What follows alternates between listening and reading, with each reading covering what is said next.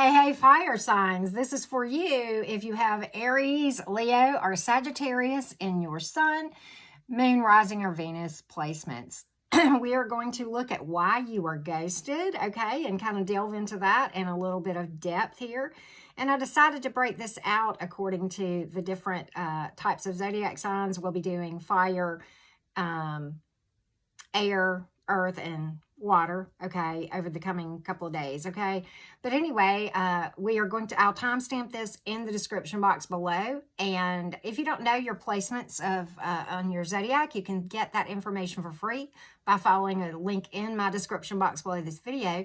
You can also delve deep into your specific situation in a personal reading. I have added several things that I'm trying there. You will see that information below in the description box as well. So with that being said, Aries, let's talk about your situation. Why were you ghosted? Why were you ghosted? What happened there? Let's take a look. Why was my Aries friend ghosted? Let's find out. Let's take a look. All right. Well, all right. So here's the thing. Okay. 9 of Wands in the reverse. They kind of felt like it was just really like a losing battle, the whole thing. Okay. There was some emotion there and some interest, 9 of Wands. But, you know, honestly, they were really fearing loss overall. Yeah, overly, and honestly, probably not working through their baggage or not having worked through their baggage from the past because they were really worried about another loss, okay, another heartbreak kind of thing. 4 of Pentacles in the reverse. Very well could have not seen the value in this thing. Also, you know, maybe feeling just some resentment from some past heartbreaks that probably had nothing to do with the most of you, okay?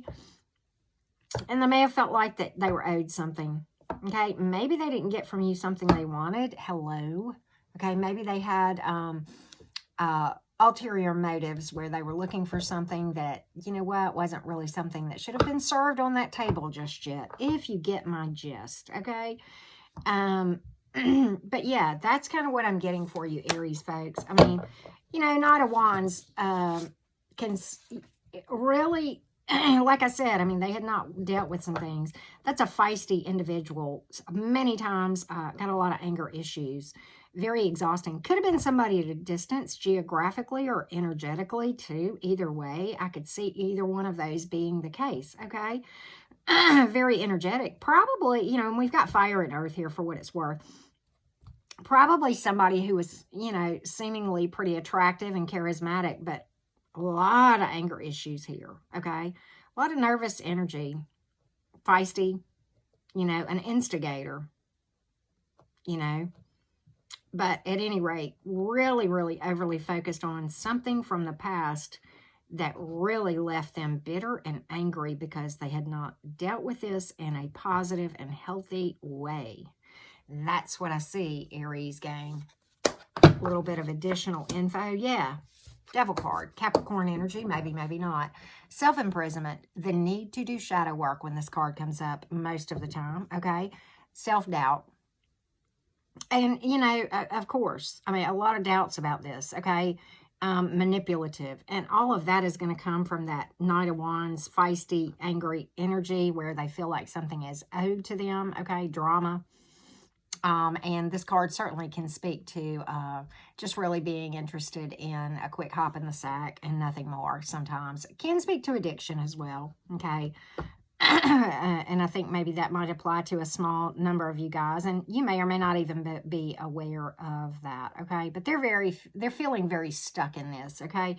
And I see that because, you know, they're just not seeing a way to really work past this, and they know they're stuck, but yet they're in denial about it. That's kind of what I'm getting.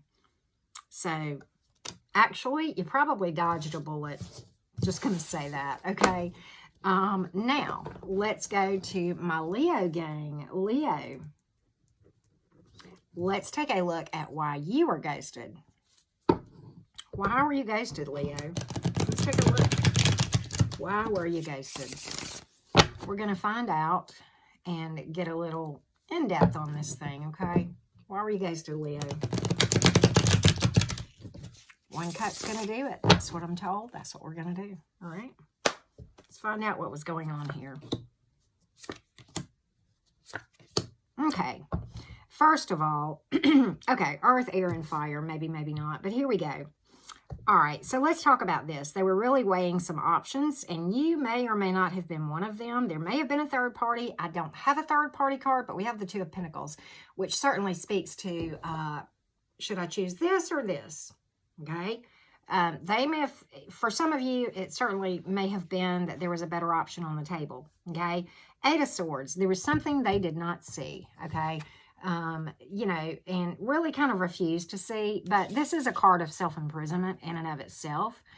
But, it is the card of being fearful of something too, many times.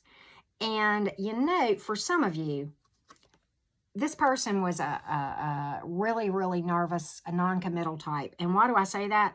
Okay, this is typically one of my favorite cards, but this is a card of independence and being happy single many times, the Six of Wands. Okay, it's a positive card, but, you know, I think they were weighing the whole thing. They were weighing some options. Some of you, this was a third party that they were looking at. But for most of you, what they were weighing had to do with being a commitment phobe, and they would just really rather ride on their own horse to their own glorious place, okay? So rather than handle this in a very mature way, you got ghosted. And that's kind of what I see. But yeah, self-imprisonment. And certainly that can speak to commitment phobe, okay? That can be a side effect of being a commitment phobe, okay?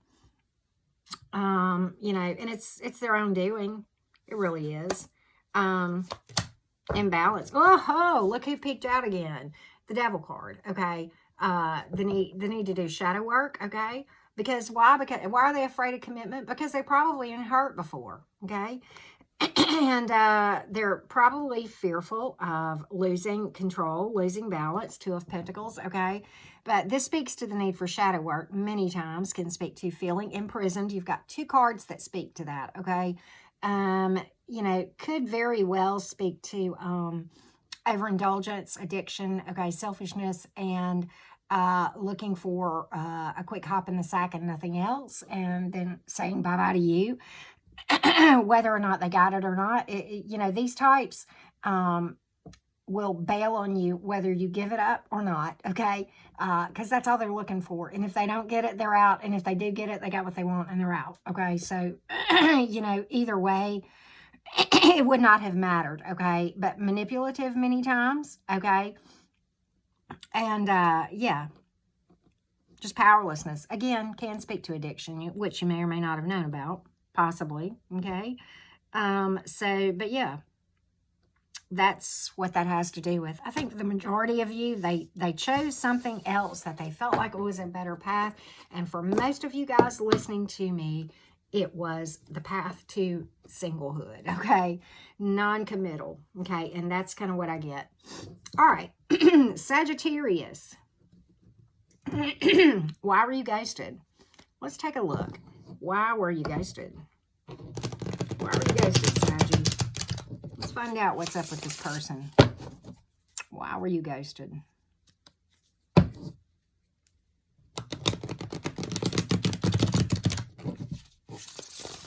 Let's take a look. Let's take a look for my Saggies, okay? Oh, this one flew out. We're going to take it. It's telling me a story already. Okay? All right, Knight of Swords. Really nervous about this thing. Really nervous about commitment. Hierophant in reverse. By the way, we have Taurus, fire, and air for what it's worth. That's not always what's important, as you well know. But you know what? Person probably had a lot of anger issues, but very, very nervous about commitment. I think this is a commitment phobe here. I'm just going to call it like I see it. Hierophant in reverse, okay? Certainly can speak to a rebellious nature, resisting, okay, and instability. And so can the Knight of Swords. I think this person, for a lot of you, for the majority, okay, this is going to go half and half, I think, about. because this is overwhelming, and both of these things could be true for your individual situation. But hear me out.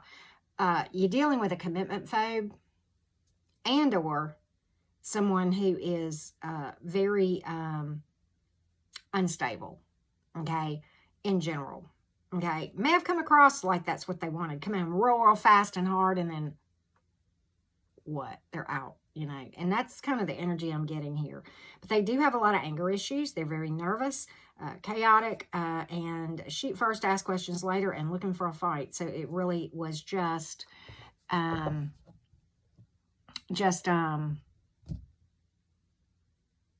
you kind of dodged a bullet, Saggy. I'm just going to call it like I see it, okay? Ace of Wands in reverse, very resistant to anything, to change, very fixed, you know, and then that's going to go right along with that Knight of Swords, because it's a person who feels like they're always right and everybody else is always wrong, and they're in victim mentality. It's everybody else's fault when something goes wrong. You dodged a bullet, okay? Just going to call it like I see it. You know, sometimes they do the right thing, but for the wrong reasons, okay? Yeah, Page of Swords. Not the best of intentions, but for what it's worth, they're spying on you, and still, which is kind of creepy. You know, Page of Swords is not someone with a good motive, okay? Very selfish, okay? Malevolent intentions, okay? You know, a lot of times a shit stirrer, okay? I'm just going to call that like I see it, okay? But, you know, Seven of Wands in reverse, just really conceited and a lack of motivation to go forward. But for the most part, very nervous about commitment and unstable. Yep, that's what I see. And so, yeah, even if they had made a commitment, it would have been fleeting. You know, one of those persons that makes a commitment a week later, you never hear from them again kind of thing. Yep. That's what I'm getting. So with that being said, let's get some overall advice for all my fire signs real quick. And some overall observations about your situation, right? Overall advice for my fiery friends. Aries, Leo, and Sagittarius, what do you need to know? Well, you may have a Gemini coming in. A strong soul connection, but somebody who, again, is pretty energetic and feisty. If we're talking about the same thing, we've got fire and water here, okay? The Lover's card speaks to making decisions wisely, choosing your decision, your path wisely too, okay? But you know what? I mean, I do think that going forward, you know, you have a strong soul connection coming in. The Lover's card and the Two of Cups certainly speaks to that. And lasting, okay? If there are multiple options, be careful of the one that has anger issues. Could be somebody at a distance too. When you see the Knight of Wands peeking his head out, okay? Very energetic, a lot of passion, a lot of charisma and physical attraction associated with this thing. So I kind of like where you guys might be headed, but beware if there is someone overly dealing with being an instigator and very angry, okay? So just watch out. I don't know if I don't think we're describing the same person here. What I really think we're describing, I'm just going to be honest, in these intense soul connections, okay, there is a recognition, and I've talked about that a lot in the various videos that I've done that's in my playlist, where I talk about twin flames and soul connections and all of that, and my views on that whole thing and the labels. But at any rate, one thing I'm certain of is there are intense soul connections where there is recognition there, okay, immediately. And because of that, you know that person so well, you know, even without realizing it, you know what their buttons are. And you know what? If you're not doing your daily work every day, you're going to push those buttons and you're going to anger the heck out of each other and just antagonize each other. So I think all of these things can be true, with the caveat of if your strong soul connection is coming in and you're not ready, it is going to end up in disaster. But I don't see it slated that way. I just think it's going to be rocky. That is normal with strong soul connections, typically, okay? So it's how you handle it. Every relationship is going to have obstacles. It is how you deal with them that makes the difference in whether or not it remains a viable situation, okay? The philosophy of win at all costs is what produces ugly, okay? And let's find you another one. Go outside your comfort zone. That's where the magic happens, right? And you don't hate yourself. Here's what you hate. You hate not being yourself. I loved that one. Okay, that's one of my favorites in here. I never fail. I either win or I learn. Boom, fire signs. Love that for you. With that being said, I wish all of my fiery friends much love, happiness, and overall abundance. And I will talk to you again very soon.